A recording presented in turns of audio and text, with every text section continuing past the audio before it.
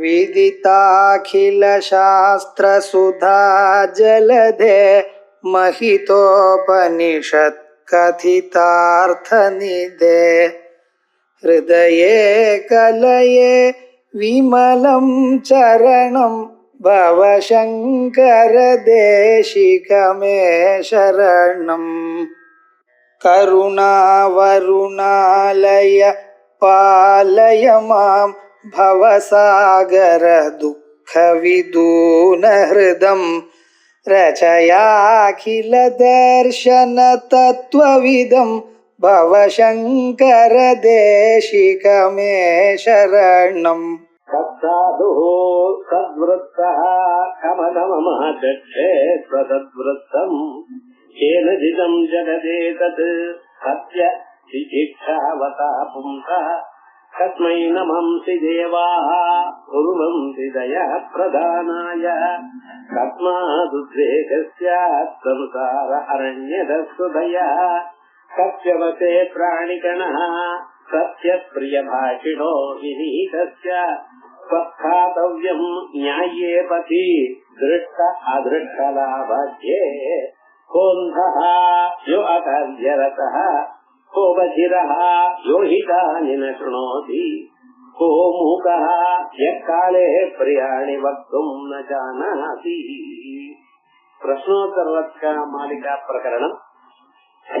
ஆச்சாரியால் எழுதின பிரகரணங்கள்ல கொஸ்டின் ஆன்சரா இருக்கக்கூடியதான பிரகரணம். நிறைய பிரகரணங்கள் இருக்க. பிரகரணங்கள்லாம் எப்படி இருக்கு? ஆத்ம தத்துவத்தை அழகாக நமக்கு சுலபமாக மனசுக்கு போடுற மாதிரி இருக்கு. அதுல பக்தியும் இருக்கு, ஆத்மமும் இருக்கு. அப்படி பிரகரணங்களை எழுதியிருக்க. அந்த வேதாந்த தத்துவத்தை ஒரு கேள்வி, அந்த கேள்விக்கு சமாதானமா சொல்லக்கூடியதான முறையாக நமக்கு சொல்லியிருக்க. அதுல வேதாந்தம் நம்ம வாழ்க்கையை விட்டு இல்ல, வாழ்க்கையே வேதாந்தம். வேதாந்தத்தை நல்லா புரிஞ்சவர்களுக்கு ஒவ்வொரு க்ஷணமும் நம்ம அந்த வேதாந்தத்தில் தான் இருக்கோம்னு தெரியும். அப்படி அந்த வேதாந்த தத்துவத்தை வாழ்க்கையோட இணைஞ்சு நமக்கு அழகா கொடுக்கிற. அதுல கழுத்து வரைக்கும் பிராணம் வந்தாலும், பிராணுக்கு அது வரைக்கும் வந்தாலும் சொன்ன பேச்சு கேட்காதவனுக்கானே அவன் மனசை மாற்ற முடியாதுன்னு.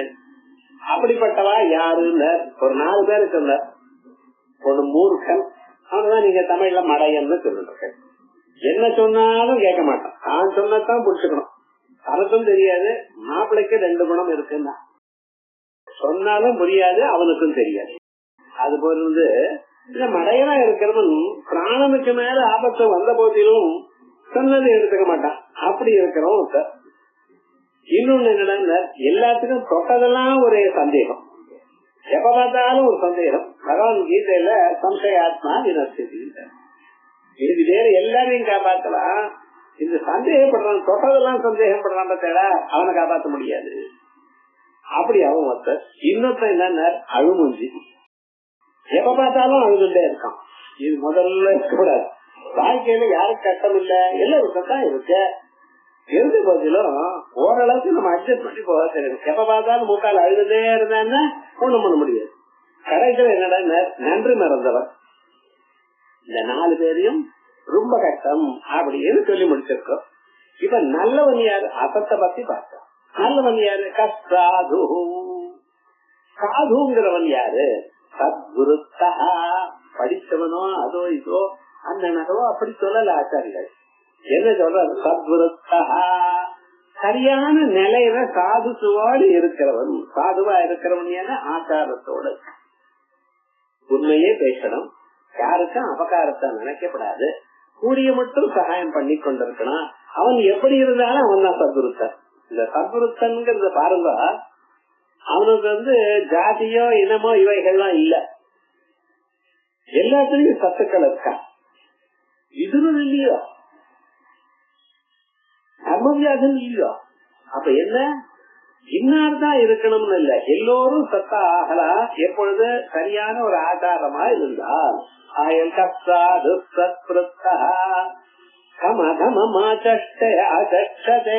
அதே மாதிரி ஆப்போசிட்டா யார அதமன், யாரு பொல்லாதவன் அப்படின்னு சொல்றாங்க. எப்போதும் இன்னொருத்தனுக்கு தீங்கு நினைச்சுட்டே இருக்கிறோம். சில பேர் அப்படி இருக்க போயிட்டே இருப்பான், பக்கத்துல குழந்தை இருந்தா ஒரு கூட்டு கூட்டிட்டு போயிட்டே இருப்பான். ஏதாவது இருந்தாலும் எட்டை கீழே துப்பிட்டு போயிட்டே இருப்பான். என்ன சுவாமினர் அப்படியே பிறந்த அவனுக்கு யாரும் சொல்லி கொடுக்கல, சொன்னாலும் அது எடுத்துக்கிறது இல்லவன். இப்படி ஆசாராதிகள் யாருக்கு இல்லையோ, யார் எப்பொழுதும் இன்னொருத்தருக்கு துன்பத்தையும் நினைச்சுட்டு இருக்கானே, அது பல ஜன்மாக்கள்ல பண்ணிடும் பாப்பத்தினால வரக்கூடும். அவரையும் தப்பு சொல்லக்கூடாது. ஏன்னா பழைய பாப்பம் திருத்திக்கல. அவன் உலகத்துல ஜனங்கள்லாம் எப்படி இருக்கான சுபாவத்து பிரவர்த்தனே பகவான் கீதையில அவனவன் என்ன சுவாவமா இருக்குன்னு அப்படிதான் நடந்துட்டு இருக்கான். நிகிரக கிங்கரிஷ்யத்தின் நம்ம கட்டுப்படுத்தினா அது கேட்கணும். அவனுடைய உள்ளூர் ஆத்மா அதை புரிஞ்சுட்டு ஓகேன்னு சொல்லணும், அப்பதான் மாறுவான். நீங்க அது வரைக்கும் பேசாலோ இல்ல எத்தனை தரம் புத்தி சொன்னாலோ மாறுறது கஷ்டம். அதெல்லாம் என்ன வேணும், அந்த பத்துனுடைய கட்டாட்சம் இருந்து அவன் மாறணும். அது வரைக்கும் கஷ்டம் தான். மனுஷாளுக்கு மனசுல ஆசை இருக்கும், கோபம் வரும், எதை சொன்னாலும் தப்பிதமாவே புரிஞ்சுப்பா. அதுல என்னாச்சு, ஜென்மாந்தரத்துல ஒரு பாபத்தினுடைய செயல். அத மாறணும்னா அதுக்கு ஒரே வழி பகவத் சேவை, குரு சேவை. அது தவிர ஒண்ணும் இல்லை. அப்ப சரியா போயிடும். ஜெகதே தது இது சுலபமா போயிடுது. இந்த உலகத்தையே யார் ஜெயிச்சான் சார்? உலகத்தை ஏன் ஜெயிக்கணும்? அங்கெங்கே சொல்றது சத்ரு ஜெயம், இது ஒரு பலம். அப்படி உலகத்தை நீங்க ஏன் ஜெயிக்கணும்? நீங்க சொல்றபடி உலகங்களாம் கேட்கணுமா, வருஷம் ஆகணுமா? இல்ல, உலகம் வருஷம் உங்களுக்காக வேண்டாம். நீங்க எடுத்துட்ட காரியத்துக்கு இடையூறு இல்லாம இருந்தா சரி. ஒரு ஜபம் பண்ணணும், ஒரு பாராயணம் பண்ணணும் அப்படின்னு ஆரம்பிச்சோம்னா வேணும்னு அன்னைக்கு எல்லா இடையூறும் வரும். அன்னைக்குதான் ஆபீஸ் வைப்பான், அன்னைக்குதான் நீங்க அவசியம் வந்தாகணும்னு சொல்லுவான். என்ன பண்றது, நம்ம ஏதாவது அரேஞ்ச் பண்ணிருந்தா அன்னைக்குதான் வராது. வீட்டுல குழாத தள்ளி வராது. காலம்பரம் எழுதுனா எத்தனை ப்ராப்ளம் இருக்கு அதை பார்த்தா தெரியும். என்னையோ வரும். கரெக்டா என்ன ஆகும், 9 to 2 மணி வரைக்கும் கரண்ட கட்டணும், சமையலே ஆகாது. ஒவ்வொன்றும் நமக்கு என்ன பண்ணு, இதுல இடையூறுகள் வரத்தான் தெரியும். ஆனா அந்த இடையூறுகள்லாம் என்ன பண்ணணும், அப்பதான் உங்களுக்கு கோபம். பகவான் என்ன சோதிக்கிறார்? பகவான் சோதிக்கல, நம்ம பண்ணிருந்தான பாவம் இப்படி விளைவாக வருது. பகவான் யாரையும் சோதிக்க மாட்டார். பகவான் என்ன பண்ணுவார், உங்களுக்கு நல்லதான் பண்ணுவார். ஆனா நமக்கு என்ன வீட்டு தோன்றது, தினந்தோறும் நைவேத்தியம் வைக்கிறனே உனக்கு கொஞ்சம் நன்றி இல்லையான்னு பகவான கேட்கிறார். அவர் சிரிச்சுக்கிறார். யாருக்கு இருக்கணும், யார கேட்கறது இல்லையே, அது இல்ல. எப்பவுமே அவனவனுக்கு வரக்கூடியதான இன்பமோ துன்பமோ அவன் பண்ணினதான செயல், அதனாலதான் கொடுப்பார். இல்லைன்னா நீங்க என்ன பண்ணுவீங்க, இதே வாய் அப்புறம் என்ன பேசுவோம், பகவானுக்கு பாரபட்சம் உண்டு சார். சில பேருக்கு நல்லது கொடுக்கிறார், சில பேருக்கு கெட்டது கொடுக்கிறார். அதான் பகவான் சொல்றார், யாருக்கும் விபோ, யாருக்கும் நான் நல்லதையோ கெட்டதே எதையும் கொடுக்கறது இல்ல. ஆனா எப்படி அவாவா பண்ணினதான கர்மாவுடைய பலனை அவ அடையிறான். ஓஹோ, இன்னொருத்தன் கேட்டான். இத கேள்வி கேட்கிறவள் பார்த்தீங்களா, அவ புத்திசாலிகள். சொல்றதுதான் மாட்டிக்கிறான். அப்ப சார், நான் போன ஜென்மாவில என்ன பாப்பம் பண்ணினா அதனுடைய பலம் வரப்போகுது, ஏதாவது புண்ணியம் பண்ணினா அதனுடைய பலம் வரப்போகுது. இப்ப நான் ஏன் உங்களை போட்டணும்? நீங்களோ சுகமும் கொடுக்க மாட்டேங்கிறேன், பாப்பமும் சாப்பிட துன்பமும் நான் கொடுக்கறது இல்லைங்கிறேன். இப்ப நடுவுல நீங்க எதுக்கு உங்களை ஏன் போட்டணும்? ஏன்னா மன்மனா பவமத் பக்தோ அத்தியாதி வாம் நமஸ்குரு, இது வேற சொல்றேன். அதான் சொல்றாரு, அப்படி இல்லப்பா, நீயோ பாப்பம் பண்ணிருக்காய், பாபத்துடைய பலத்தை அனுபவிக்கிறாய். இப்ப உனக்கு அந்த பலம் குறையணும். இப்ப என்ன பண்றது? இப்ப என்ன வணங்குறதுன்னு ஒரு நல்ல கர்மா பண்ணு. இது என்ன வணங்குறதுன்னு ஒரு நல்ல கர்மா பண்ணினேன்னா அந்த நல்ல கர்மாவுடைய எஃபெக்ட் என்ன ஆகுதுன்னு, இப்ப அந்த கெட்ட கர்மாவை கொஞ்சம் குறைக்கும். உங்களுக்கு 500 ரூபாய் அர்ஜென்டா செலவு இருக்கு, 100 ரூபாய் தான் கையில இருக்கு, 400 ரூபாய் வேணும், இல்லைன்னா ரொம்ப சிரமம் ஆயிடும். என்ன பண்றது? பகவானை வணங்கி பகவானை ஸ்தோத்திரம் பண்ணினா அந்த 400 ரூபாய் யாராவது கடனா கொண்டு வந்து கொடுப்பான். அப்போ கடன் இருக்கு, இல்ல போகல. இப்ப என்ன இன்னைக்கு காரியம் ஆச்சோ இல்லையா? அப்ப விவகாரம் என்ன? ஆகையால் பகவானை வணங்குறது தனி செயல். நீங்க பண்ணினதான புண்ணியமோ பாபமோ அதனுடைய விளைவான சுகமோ துக்கமோ தான் அனுபவிக்க போறேன். பகவானவர் தனியாக அவரிஷ்டமாக வேண்டியவன் வேண்டாதவன் எனக்கூடியதான விவகாரம் அவருக்கு இல்லை. நிஷ்பட்சபாத்தமா இருக்கிறவர் பகவான் இல்லைன்னு நீங்க என்ன சொல்ற, இந்த பகவானுக்கு பக்திங்கிற ஒரு லஞ்சத்தை கொடுத்தேன், ஆனாதான் எனக்கு புண்ணியம் வந்ததும்பா. பகவான் எந்த அளவுக்கு கிளியரா வச்சிருந்த கர்மா தீரின்னு வச்சா அவ்வளவு அழகு. ஆகையால் மனுஷனுக்கு என்ன வேணும் சார்? மனுஷனானது எப்பொழுதும் சாஸ்திரத்தை புரிஞ்சுண்டு குருவாக்கியத்தை பரிபாலனை பண்ணிட்டே இருக்கலாம். அந்த சாஸ்திரம் என்ன சொல்றது? சத்யம் வதா தர்மம் சரா சுவாத்யாயான் மஹாப்ரமதா. உண்மையை பேசப்பா. இந்த உண்மையை பேசுறதுக்கு நம்ம காசு ஒன்றும் செலவு பண்ண வேண்டாமே. பொய் பேசுறதுக்குதான் நீங்க கவனிக்கிறோம்.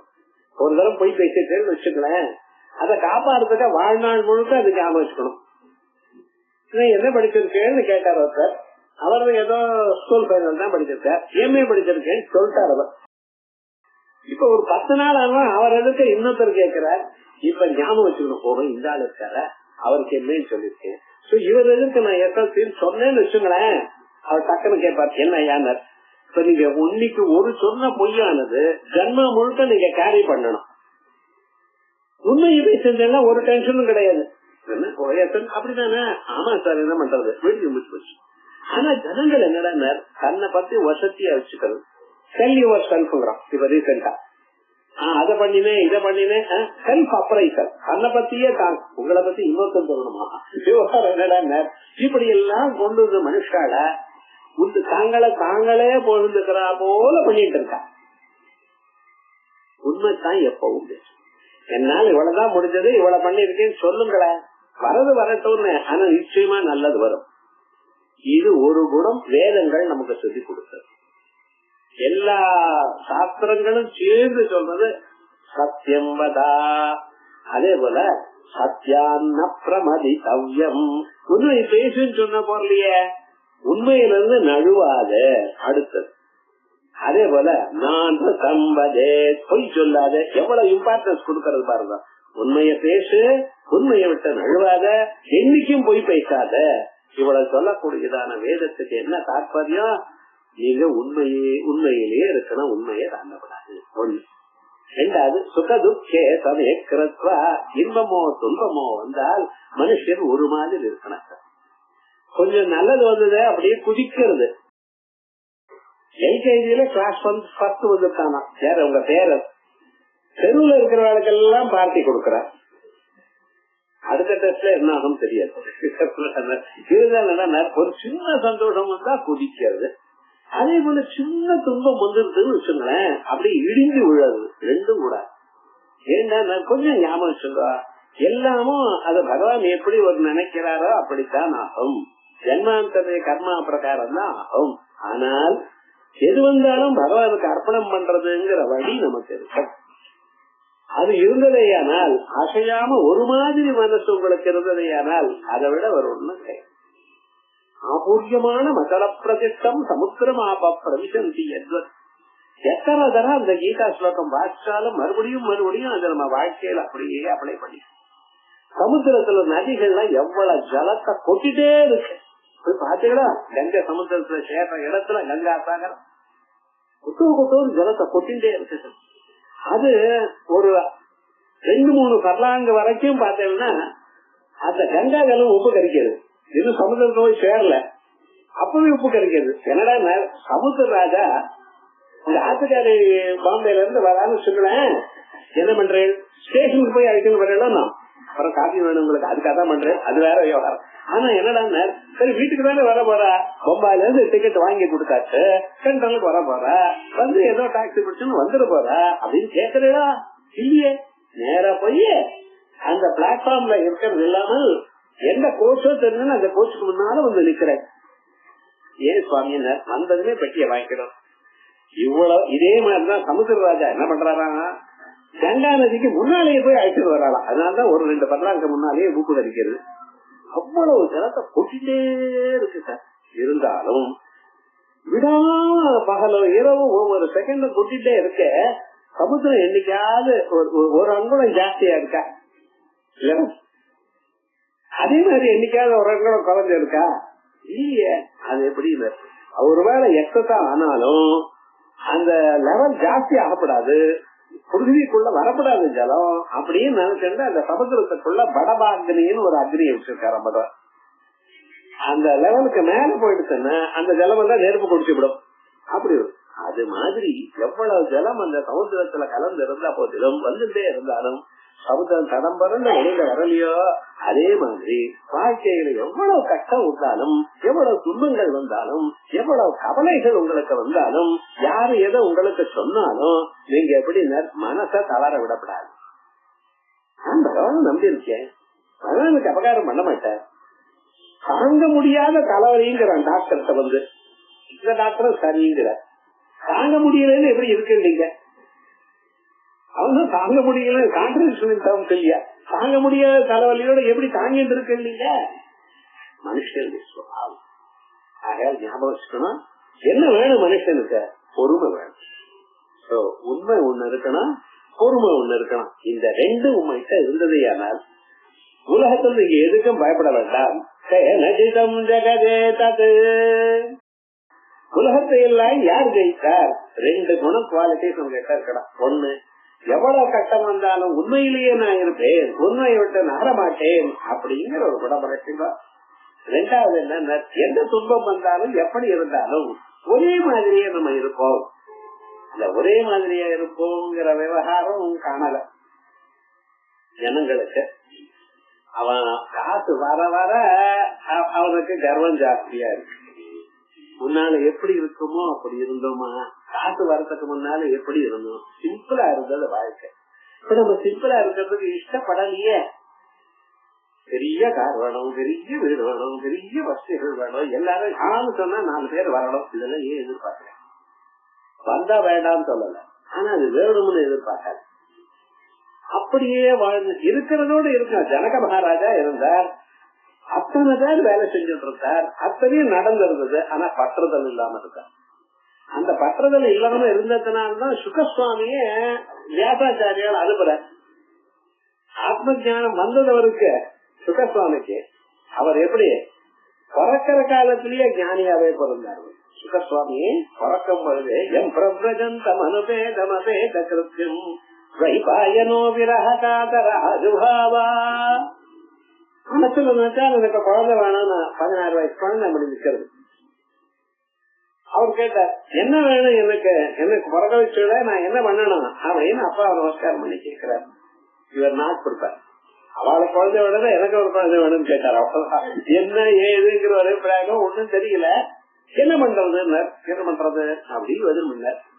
கல்யாணம் பண்ணி கஷ்டமா இருந்தார். அவர் பண்ணார், ஓடிட்டார். அம்மா அப்பாவுக்கு குழந்தைகளை கல்யாணம் பண்ணுங்கிற எண்ணம் வந்ததுன்னா குழந்தை பிறந்தான். யார பார்த்தாலும் இந்த மேட்ச் வரியா இருக்கா, மேட்ச் வரியா இதேதான் பார்த்துட்டு இருப்பாங்க. விவகாரம் என்னடா செய்யணும், அங்க இருந்தா பெட்டர் நல்லா இல்லைன்னு ஓட ஆரம்பிச்சிட்டார். எம் பிரபுரஜந்தம் அனுபேதம் அபேத கிருத்தியம் வைபாயனோ விரஹகாதர அதுஹாவா.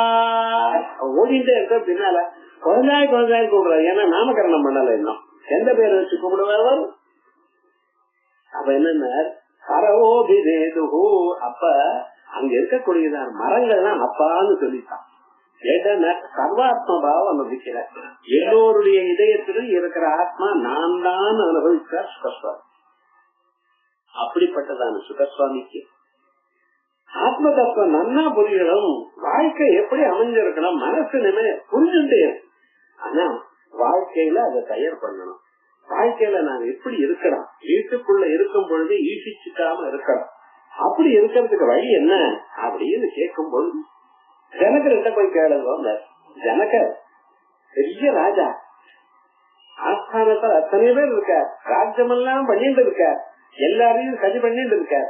இருந்த போதிலும் ஏதோடையும் பற்றது கிடையாது. அவருக்கு எப்பொழுதும் பிரம்மசிந்தனத்திலேயே இருக்கார். ஆனா எல்லா காரியமும் நடந்துட்டே இருக்கு.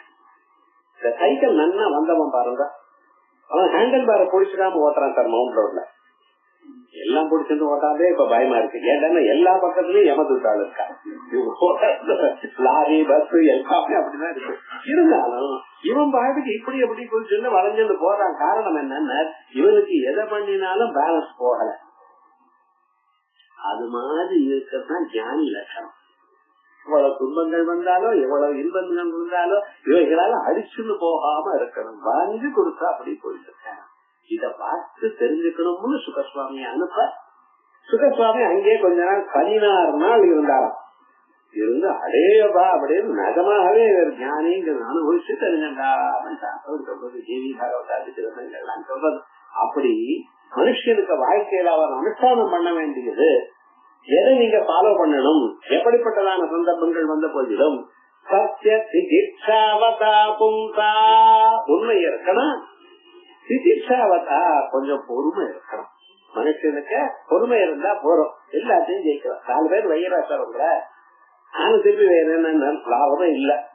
ஒருத்தர் வச்சா நீங்க வச்சோம்னா இன்னும் வாக்குவாதம் தான் ஜாஸ்தியாகும், கோபம் தான் ஜாஸ்தியாகும். வச்சாலும் சரி இன்னைக்கு நம்ம தலைக்கு சரியா இல்ல விடுங்க அப்படின்னு விட்டுருந்தோம். 10 நாள் ஆன கூட அவளே அடாடாடா ஏன் இப்படி பேசினேன்னா அப்படின்னு நினைச்சிருந்து இனிமேல் உங்ககிட்ட அப்படி பேச மாட்டேன். யாரு கோவிச்சுட்டாலும் யாரு உங்களை அன்னிதான் நினைச்சாலும் அத பத்தி நீங்க கவலைப்பட வேண்டாம். ஏன்னா உங்க மனச நீங்க தொட்டு சொல்லணும், நான் உண்மையான பாதையில இருக்கேனா, நான் தப்பு பண்ணினேனா, தப்பு பண்ணி விட்டேன்னா சாரி சாரி சொல்லுதா, தப்பு பண்ணாம அவ விஷாலையானால் கவலையப்படாதீங்க. ஏன்னா அது உங்களுக்கு சேர்ந்தது இல்ல. அவன் அஜானத்தினால விஷயம் இருக்கான். நீங்க திருப்பி விஷயம் கோபம் தான் ஜாஸ்தியா. விவகாரம் என்னன்னா கோபம் குறையணுமே ஆனால் நீங்க அதை பத்தி நினைக்கவே வேண்டாம். ஒரு வாரத்தை அவர் பேசினார பாருங்க சார் அப்படிமா. கடைசியில என்ன இவ பேசின பேசிட்டே இருக்க, 1/2 மணி நேரமா பேசிட்டு இருக்கேன், வாய் மூடிட்டு உட்கார்ந்துட்டு இருக்கல, கல்லா மண்ணானுமா. அந்த 2 விட மோசம் நினைக்கும். ஒண்ணும் இல்ல, கொஞ்ச நாளைக்கு சரியா வரும். மனுஷனுக்கு என்ன வேணும், பொறுமை வேணும், உண்மை வேணும். உண்மையும் பொறுமையும் மனுஷனுக்கு இருக்குமையானால் உலகத்தை அவன் ஜெயிக்கலாம். ஜெகதே தது உலகத்தை எல்லாம் யாரு ஜெயித்தான்? சத்யதிதீட்சதவதா பும்சா கஸ்மை நமம்சி தேவாஹ குர்வந்தி கயா பிரதானஸ்ய. அடுத்த கேள்வி, கஸ்மை நமாம்சி தேவாஹ குர்வந்தி. தேவதைகள் கூட யாருக்கு நமஸ்காரம் பண்றாங்க? கயா பிரதானஸ்ய. இந்த கேள்வி நல்லா கவனிக்கணும். தேவதைகளும் மனுஷாலம் அணங்குறாளா? நம்ம தேவதைகள்னா என்ன நினைக்கிறான், அவ ரொம்ப ஹை பொசிஷன்ல இருந்துட்டு இருக்கா அப்படின்னு. ஹை பொசிஷன்ல தான் இருக்கா. உங்களை விட நிறைய விவகாரங்கள்லாம் உண்டு, ஆனா பெசிலிட்டிஸ் எல்லாம் உண்டு. அதனால அவன் இண்டிபெண்ட் எதையும் பண்ணலான்னு நினைக்கிறது தான். ஆபீஸ்ல ஜெனரல் மேனேஜர் இருக்கார், மேனேஜர் இருக்கார், அது இல்லேன்னு சொல்லல. அவளுக்கு நிறைய சம்பளம், நிறைய ஏசி ரூம் கொடுத்துருக்கான்.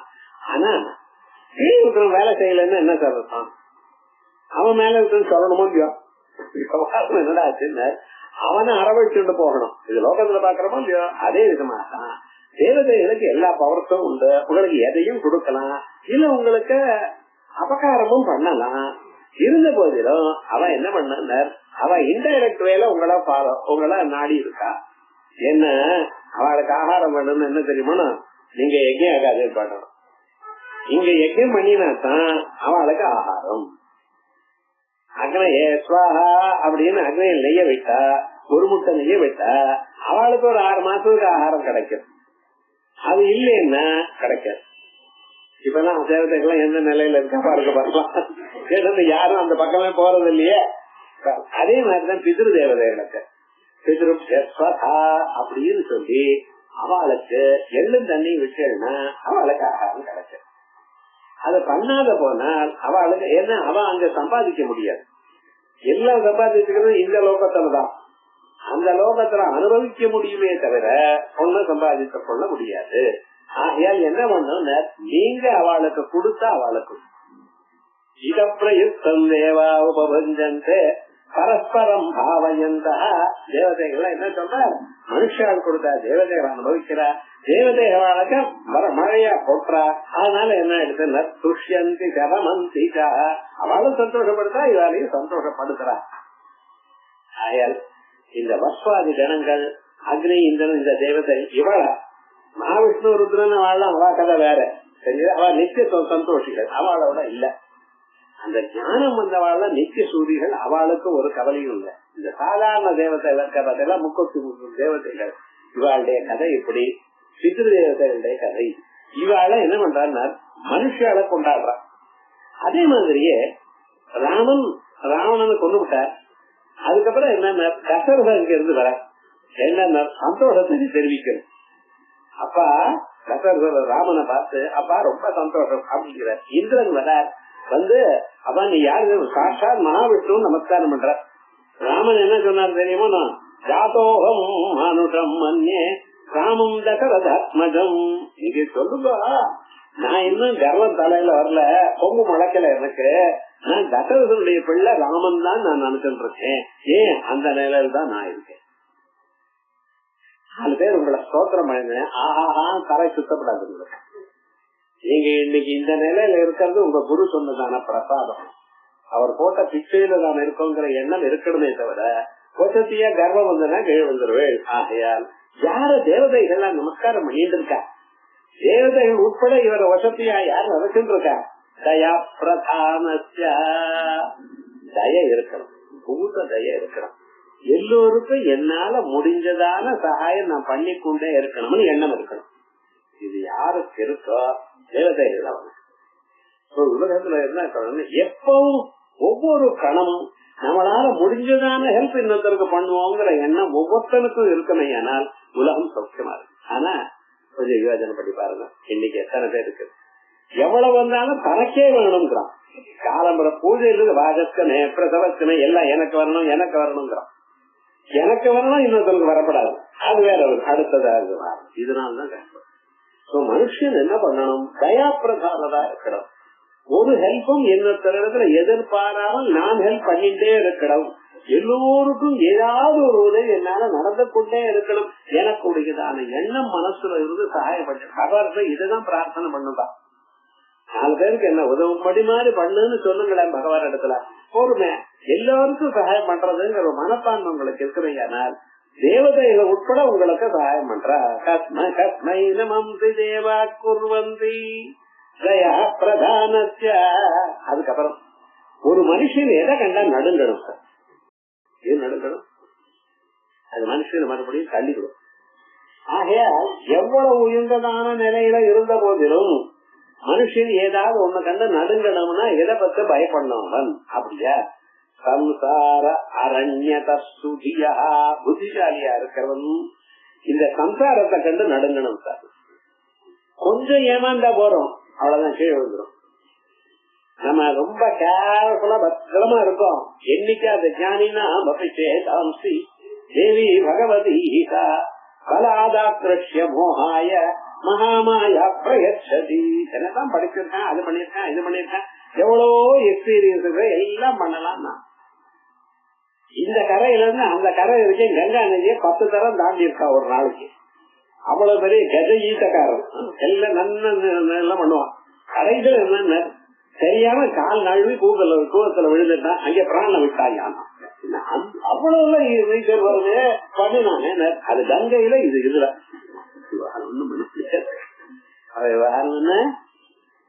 எப்பொழுதுமே நீங்க இந்த சம்சாரத்தை கண்டு நடுங்கணும். எப்ப ஸ்லிப் ஆகும்னு தெரியாது, எப்ப ஏமாந்து போவோம்னு தெரியாது. எப்பொழுதுமே கேர்ஃபுல்லா இருக்கணும். ஒவ்வொரு அடியிலையும் கேர்ஃபுல்லா இருக்கணும். யாரையும் அப்படியே டேக்கன் ஃபார் கிராண்டட்னு சொல்லப்படாது.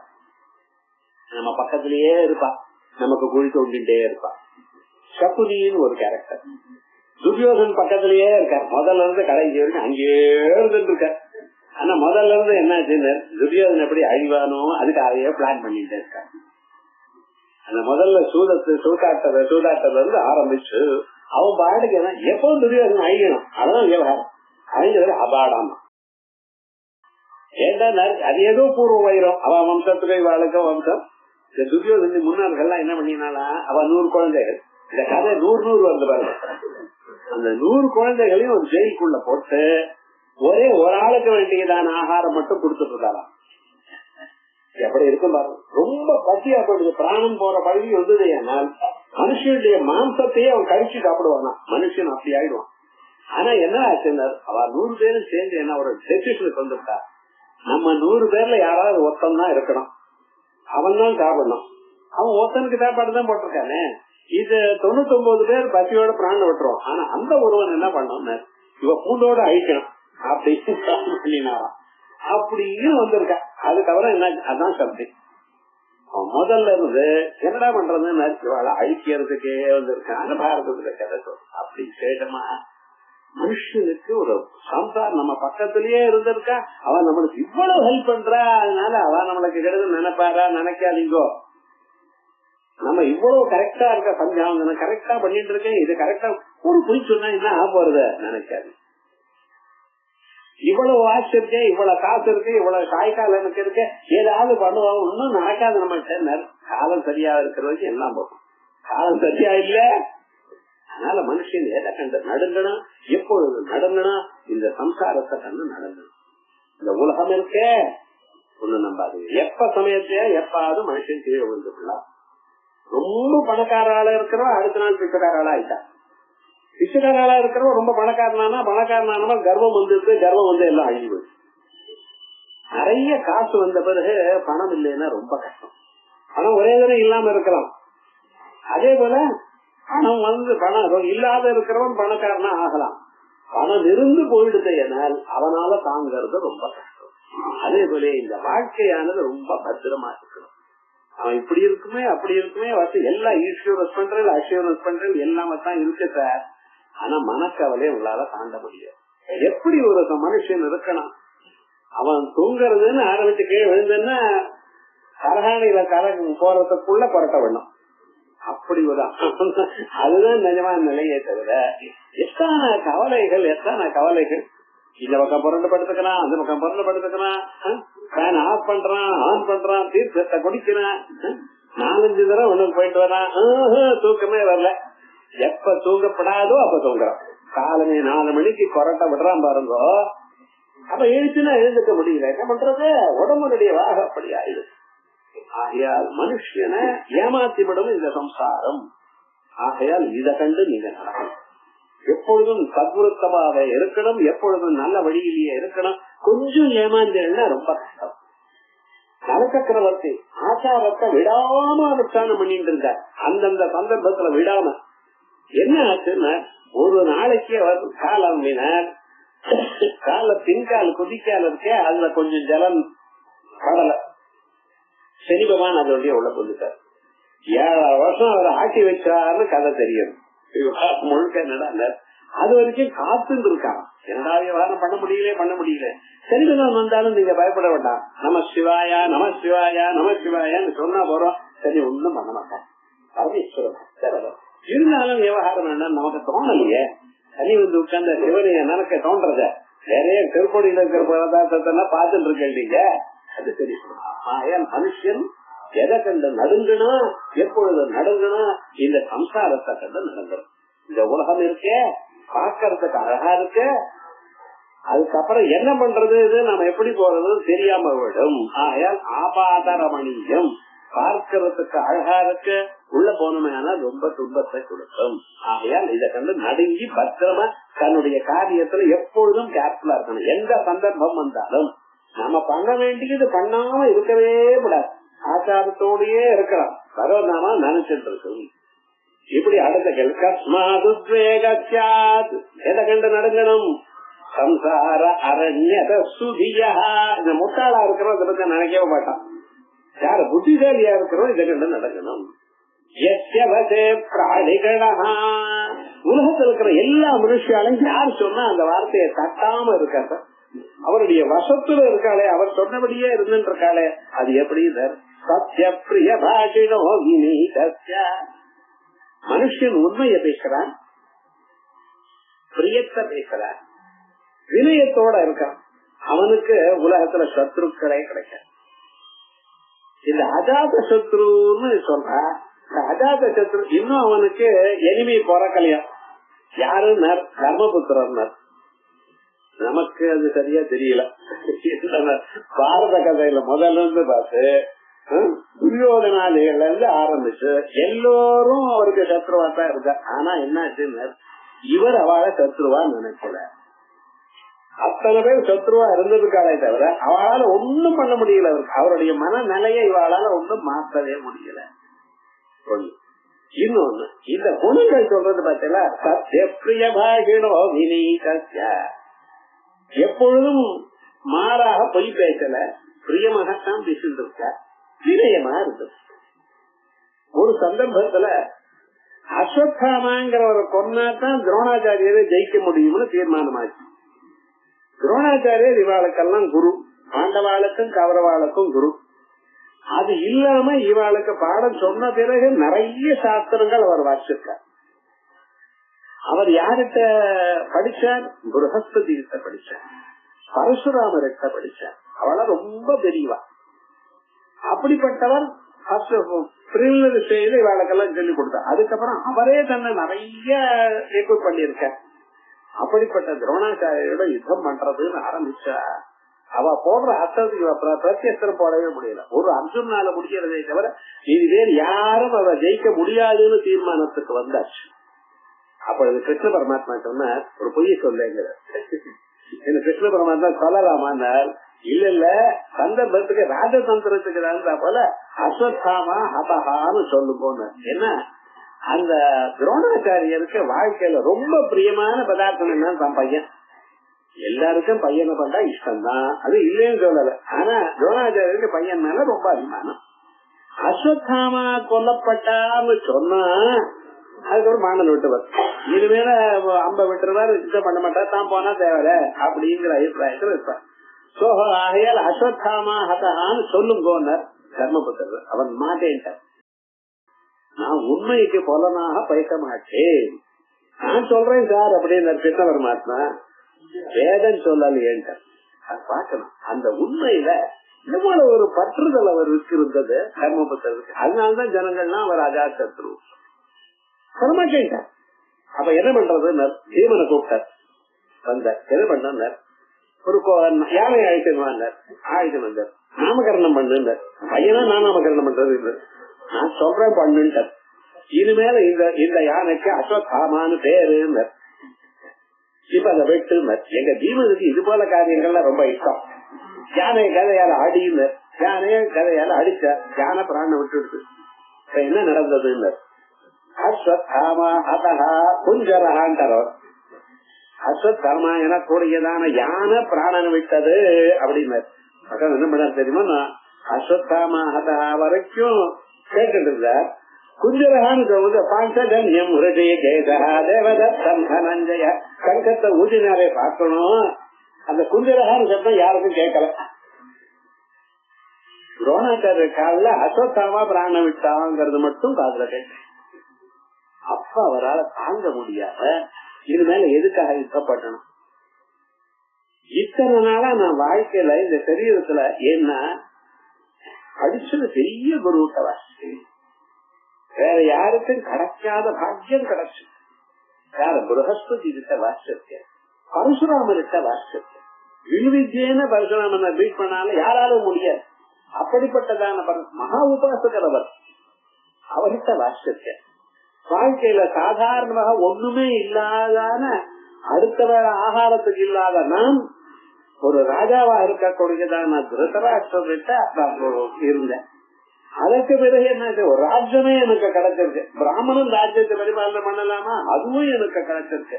லோகத்துல யாராருக்கு எது கிடைக்காதோ அத்தனையும் கிடைச்சிருக்கு. எத்தனை சிஷ்யாளுக்கு பாடம் சொல்லியிருக்கேன், அத்தனையும் கிடைச்சிருக்கு.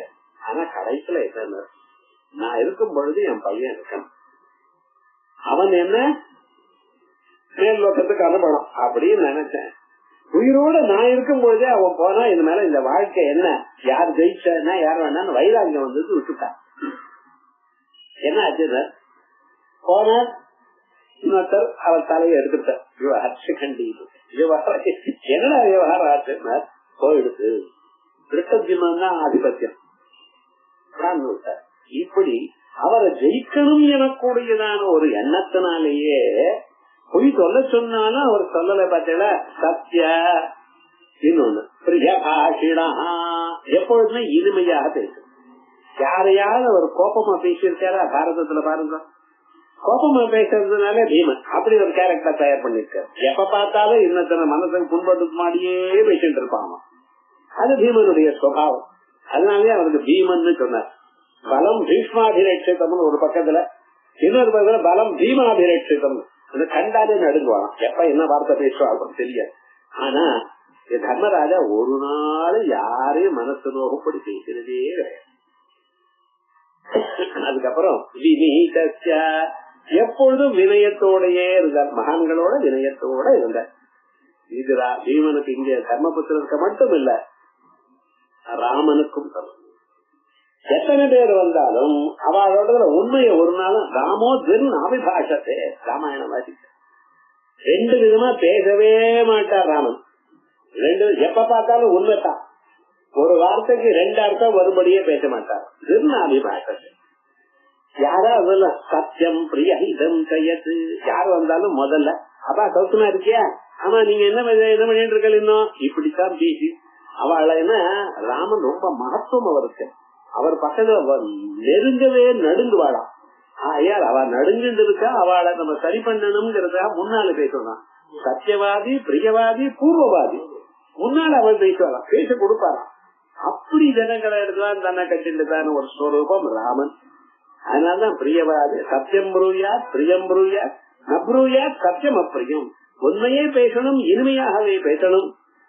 அது இனிமையாக இல்லாத போனால் உண்மையா இருந்தாலும் பேசாம இருக்கணும். நான் உண்மைத்தானே பேசினேன் அப்படின்னு 4 பேரை வையப்படாது.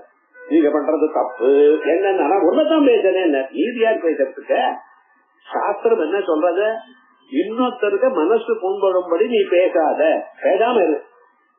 அதனால தப்பு ஒண்ணும் இல்ல. ஆனா இன்னொருத்தருக்கு இது இப்படி பண்ணணும் அப்படி பண்ணணும் கேட்டா சொல்லணும். வாஸ்தவனுக்கு அழகு என்ன, கேட்டா சொல்லணும். கேட்டா இங்க இது இருக்கு, இது இப்படி சாஸ்திரம் சொல்றதுன்னு சொல்லணுமே தவிர முன்னாலே நான் வாசிச்சிருக்கேன்னு கர்வத்தோட பேசாது. உலகத்தை திருத்தறதுக்கு நீங்க வரல, உலகத்துக்கு உபயோகப்படுறதுக்கு நீங்க இருக்க. அதனால பிரியமான தான் இருக்கணும், அப்பிரியமான வார்த்தையை பேசப்படாது. சத்திய பிரிய பாஷிணம் இந்த 2 இருந்தாலும் வினயம் இருக்கணும்.